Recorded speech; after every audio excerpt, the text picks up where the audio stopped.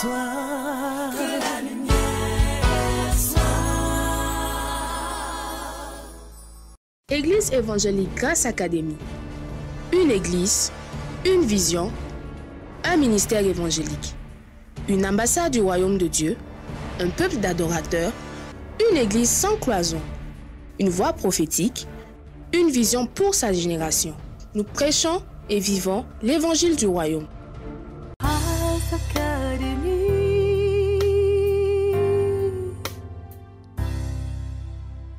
Le plus grand ennemi de l'homme, c'est pas le péché, c'est pas le diable, c'est l'ignorance. Et pour chasser l'ignorance, il faut que la lumière soit. Grâce Académie.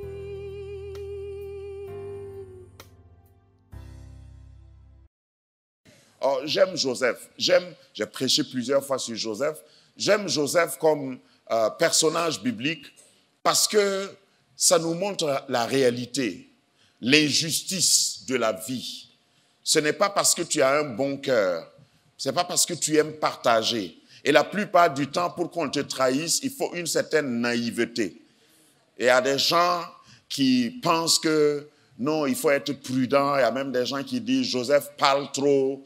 Écoute, dis à ton voisin, ce que je vois là, je ne peux pas ne pas partager. En fait, c'est naturel. Tu peux dire que moi je parle trop, mais regarde, celui qui veut t'assassiner là, même si tu ne parles pas, il devine. Quand il voit ta démarche, quand il voit comment tu t'assois, quand il regarde ton visage, il dit, lui là, si on ne fait pas quelque chose, lui là, il va aller loin. Mais tu iras loin au nom de Jésus. De toute façon, on voit ce type-là, petit comme ça, si on ne fait pas quelque chose. De toute façon, cette fille-là est venue tout de suite dans l'église et puis déjà, elle est populaire là. Si on ne fait pas quelque chose, mais ils ont menti. Il y a quelqu'un qui a été choqué parce que j'ai dit dans l'église. Réveille-toi. Dans l'église aussi, il y a des misérables et des... Il faut être au courant d'eux seulement. Et puis, tu demandes au Seigneur de te protéger. Et le Seigneur que je sers sait protéger ceux qu'il envoie. Hein? J'ai parlé dans la série passée de frais de mission. Il y a des mesures d'accompagnement. Si c'est Dieu qui t'a donné le rêve, n'hésite pas, n'aie pas peur. Ils peuvent se réunir, mais ils vont payer ton transport. En te vendant, ils vont te vendre à ton prochain patron. Et ton prochain patron, en te mettant en prison, va te connecter à des gens qui sont au palais. Parce que le détail que certains ne connaissent pas, la prison dans laquelle on a mis Joseph, ce n'était pas une prison civile, c'était une prison de dignitaires, prison de politiciens. C'est pourquoi ceux qui travaillaient chez le roi étaient emprisonnés là-bas. Vous savez qu'il y a prison et il y a prison. Voilà. Il y a des gens, on garde en prison, mais ils vivent mieux que toi. Donc là où on a mis Joseph, c'est dans la prison, ouais, prison que certains aimeraient aller. Et c'est là-bas que tu peux rencontrer les dignitaires. Et il y a un, il a toujours interprété, regarde, dans ta prison, n'arrête pas d'exercer ton don. Ce qui a sorti Joseph de la prison, c'est parce qu'il a continué d'exercer son don. Don d'interprétation des songes. Ah, réveille ton don. Le problème avec certains chrétiens, c'est que quand ils sont dans la difficulté, ils cessent d'exercer leur don. Dieu t'a donné un ministère, qu'il pleuve ou qu'il neige, tiens-toi bien sur tes pieds et proclame, annonce, parle. Parce que si tu arrêtes d'exercer ton don, parce que tu es en prison, tu ne vas pas être reconnu par ceux qui peuvent te faire sortir. Il y a des gens même que Dieu va envoyer dans ta prison à cause de toi. Moi, je suis fou, littéralement.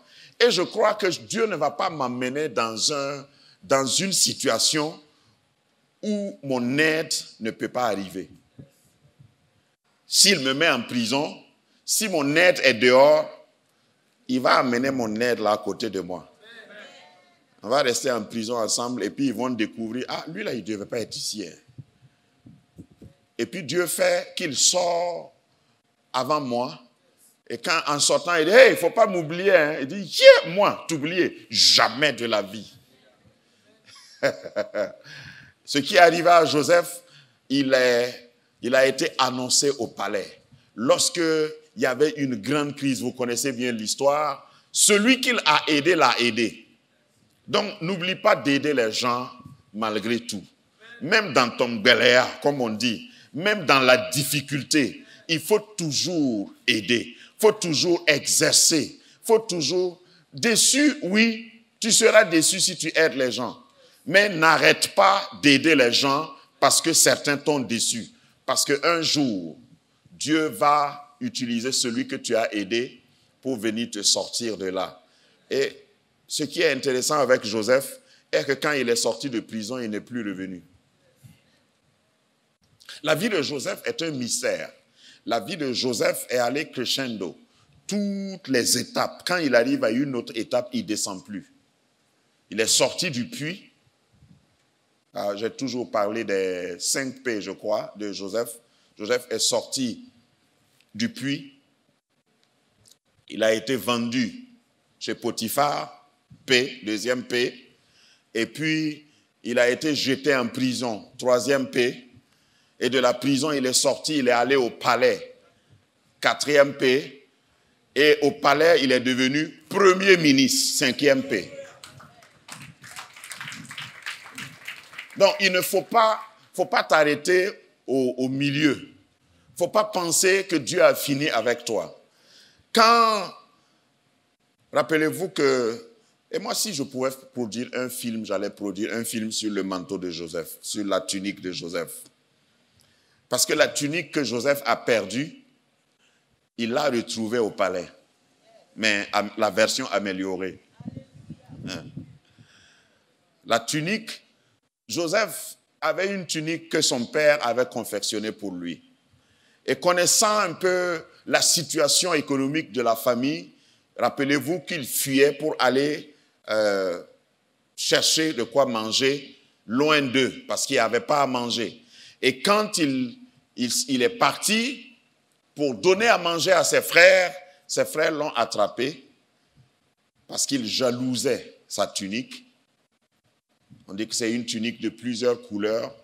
J'ai fait un enseignement là-dessus. Tunique de plusieurs couleurs parle de plusieurs talents et dons, capacités que Dieu t'a donné.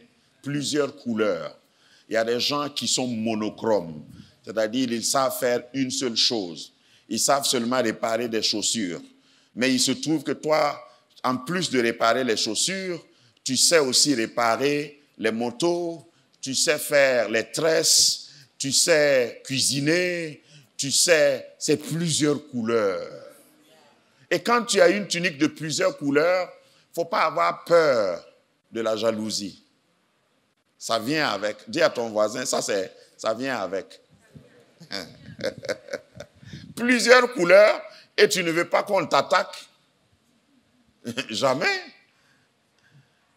Lorsque tu es multitalentueux, lorsque tu es multicapable, il y a des gens qui vont t'attaquer et tu auras beaucoup d'attaquants. Sur le terrain, le terrain de football, excusez-moi, sur un terrain de football, le nom qu'on prononce le plus, ce n'est pas ceux qui font rien. C'est ceux qui ont la balle. Quand tu suis un match et tu entends les commentateurs crier « Ah, il a pris la balle, il a pris la balle, Wamega !» Et puis Wamega avance, il avance. Wamega, il a dribblé, Wamega, oh, Wamega. Quand on crie ton nom, c'est que tu fais quelque chose. Mais ceux qui sont sur le banc de touche, tu entends leur nom. Maintenant, ça c'est la bonne partie. L'autre partie, c'est qu'il y a des gens, quand Wamega prend la balle, et puis on dit Wamega, il y a d'autres supporters qui sont là et qui disent, non, je ne parle pas des adversaires, hein. Je ne parle pas de l'équipe adverse, mais ceux-mêmes qui supportent l'équipe là. Si jamais Ouamega rate son tir, on appelle tous les noms de ses parents. Pour ne pas dire on l'insulte. On dit, lui, comment il a pu faire ça? Ceux qui parlent comme ça, là, ils font partie des... Vous avez oublié, non? Parce qu'ils ne peuvent pas, ils ne sont pas au stade, ils ne sont pas sur le terrain. Si vous voyez quelqu'un qui est dur dans ses critiques envers celui qui a la balle, généralement, s'il rentre là-bas, il ne peut rien faire même. J'ai suivi un reportage, c'est pour faire rire un peu. Il y avait un match dans un quartier, je crois que c'est une coupe, et puis on a invité un grand quelqu'un pour venir faire le coup d'envoi. Voilà, on a tellement dit ses éloges, tout ça, et puis on a dit, voilà, maintenant, et toutes les caméras sont braquées sur lui, et maintenant il devait faire le coup d'envoi. Vous savez qu'il a raté la balle? Quand il a soulevé son pied, la balle était là, mais la balle n'est pas partie.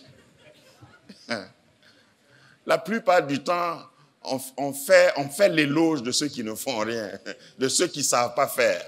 Mais si tu sais faire, on va te critiquer, on va t'envier, on va te salir. Le manteau représente aussi la réputation. La tunique représente la réputation. Il y a des réputations qu'on a salies.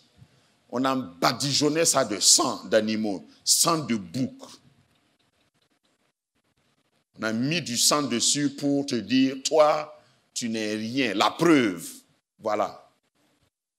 Et en justice, quand on montre les évidences, les preuves, les matières, les choses qui doivent te convaincre, qui doivent t'inculper, tu ne peux plus te défendre. On a demandé au papa de Joseph, regarde si tu le connais, la tunique que tu as donnée à ton fils, que tu aimes plus que nous là. Le vieux a crié, c'est vrai que c'est la tunique de mon fils. Mais ce qu'il a oublié, c'est d'analyser le sang. Il y a quelqu'un qui a déjà donné son sang pour mon sang. Donc si tu essaies de verser mon sang, tu t'es levé trop tard. C'est ma tunique, mais ce n'est pas mon sang. Amen. Si je reviens à ce qui se passe souvent dans des familles, et j'en rencontre en tant que pasteur, beaucoup de choses, beaucoup de personnes qui ont été embrigadées par un membre de la famille. Ça peut s'appeler malédiction ancestrale.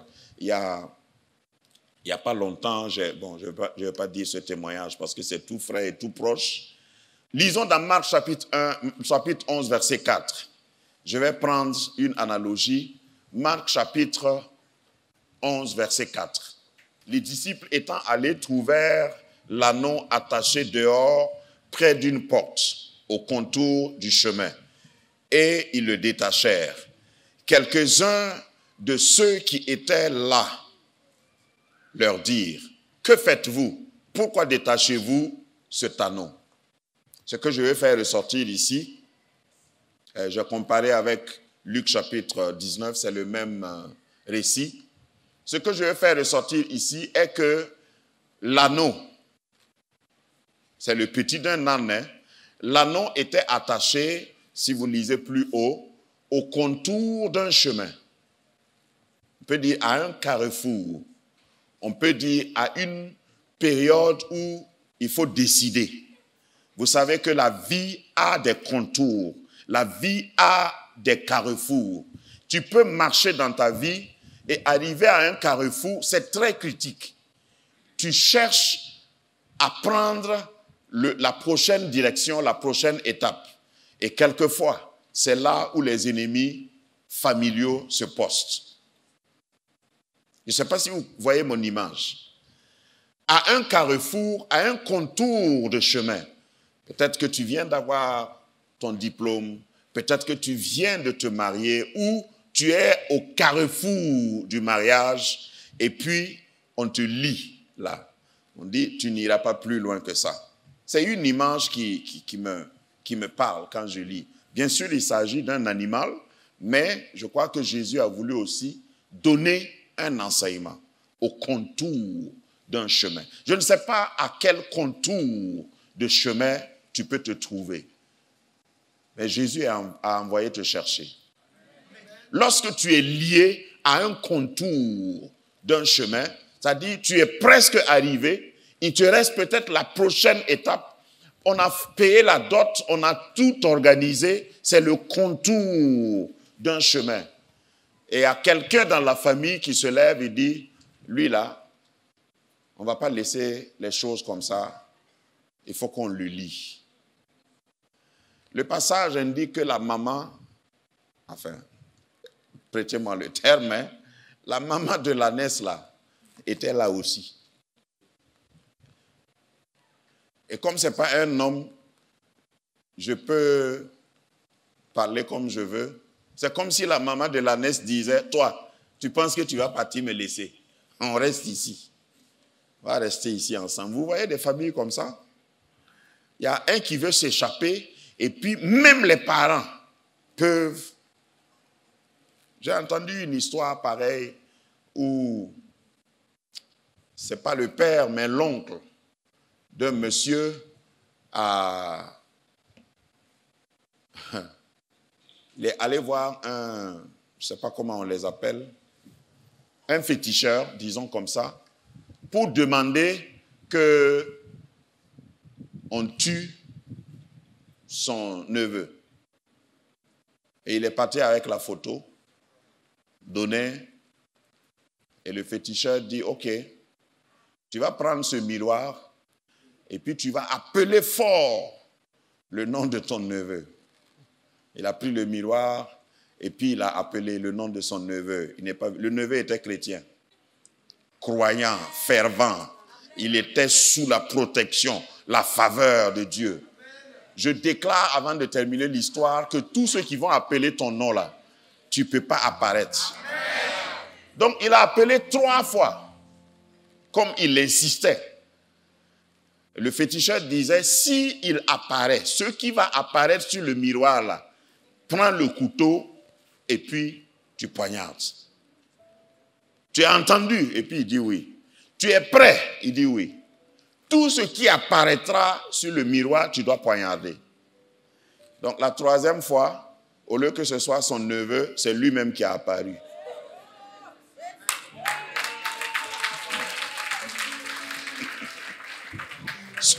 Ceux qui vont insister pour invoquer ton nom devant un couvent, devant un charlatan, devant un devin, ceux qui vont prendre ton nom, la poussière de tes pieds, aller quelque part pour demander que tu puisses périr, c'est eux-mêmes qui vont périr. Le féticheur lui dit, quand ça a apparu, bien sûr que le monsieur ne voulait pas poignarder. Il était là, il regardait, il dit, mais tu as vu quelque chose? Il dit oui. Il dit, mais poignarde. Il dit, non, je ne peux pas poignarder. Il dit, tu n'as pas le choix. Il faut poignarder. C'est ton visage. Parce que quand ça apparaît là, mes génies là, c'est leur totem. Tu dois poignarder. C'est toi qui as demandé, tu as cherché, tu as trouvé.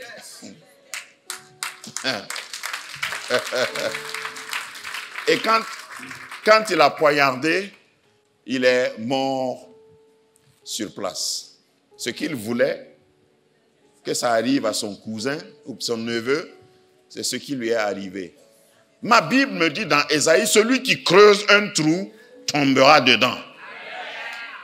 Ceux qui veulent à ta perte, il faut t'accrocher à la main du Seigneur qui t'a choisi et c'est eux qui vont périr. Je proclame sur ta vie que malgré tout ce qu'ils vont faire, ils ne t'auront pas. Ils vont te piéger, mais tu vas échapper. Tu vas échapper comme le jeune frère de la famille. Tu vas échapper comme Joseph. La première chose qui attire la jalousie, merci de reprendre vos places. La première chose qui attire la jalousie, c'est donc le choix de Dieu. La deuxième chose, c'est le manteau. Quand tu es choisi, tu es distingué. Il y a une marque sur toi. Et peut-être que tu ne le sais pas, mais ceux qui sont dans les ténèbres voient ce que Dieu a mis sur toi comme marque. Souvent, nous négligeons les grâces que Dieu nous a données. Nous marchons, nous croyons que même quand ça va mal, il y a des gens qui voient toujours une gloire sur toi. Donc, ne néglige pas le choix de Dieu. La deuxième chose, c'est les évidences. Ton manteau, la gloire qui est sur toi. Même quand tu pleures, c'est joli. Ou bien vous ne savez pas ça? Il y a des gens, quand ils pleurent, tu n'as pas envie d'être à côté. Mais il y a d'autres aussi, quand ils pleurent. Par exemple, j'ai toujours dit que Moïse, les pleurs de Moïse, quand il était bébé dans le panier, ça attirait des reines. Moïse était dans un panier, il pleurait, et puis la reine, on dit que la reine, la fille de Pharaon, a eu compassion, parce que c'était un joli bébé. À partir de maintenant, si tu veux pleurer, il faut pleurer avec style. Hein? Faut pas pleurer comme un misérable. Ça arrive qu'on pleure, mais pleure bien. Pleure avec modèle. Pleure de façon à ce que même les reines s'arrêtent et disent « Waouh, qu'il est mignon quand il pleure. » Ne pleure pas pour que tous les voisins, tous les oiseaux qui étaient sur le toit là, s'enfuient te laisser. Quand la grâce de Dieu est sur toi, même dans ta misère, tu feras envie. Même dans la difficulté, quand les gens vont te regarder, ils vont dire, bon, il ne ressemble pas à ce qu'il vit.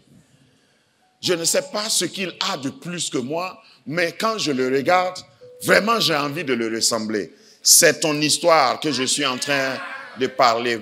Fais attention, ce message avait pour but de te dire, n'attends pas ou ne sois pas surpris parce que tes ennemis viennent de très près. Parce que les ennemis viennent de ta famille. Ça ne doit pas être une surprise pour le vrai chrétien. Quelquefois, il y a des esprits familiaux. Il y a des gens qui sont là et qui vont travailler à ce que... Dans le psaume 55, par exemple, si vous lisez le psaume 55, versets 12 et 14, David disait, et je lis pour vous, « Ce n'est pas un ennemi qui m'outrage. Je le supporterai si c'était le cas. Ce n'est pas mon adversaire qui s'élève contre moi. Je me cacherai devant lui. C'est toi. » Là, j'imagine qu'il indexait quelqu'un, un frère. C'est toi que j'estimais mon égo, c'est-à-dire mon égal, c'est-à-dire quelqu'un qui est comme moi. Mon confident, mon ami. Ensemble, nous vivions dans une intimité. Écoutez bien la suite. Nous allions avec la foule à la maison de... Ah bon? C'est-à-dire, ils étaient dans la même chorale. Si tu veux que je traduise ça en langage local, quoi. Ils étaient dans la même cellule.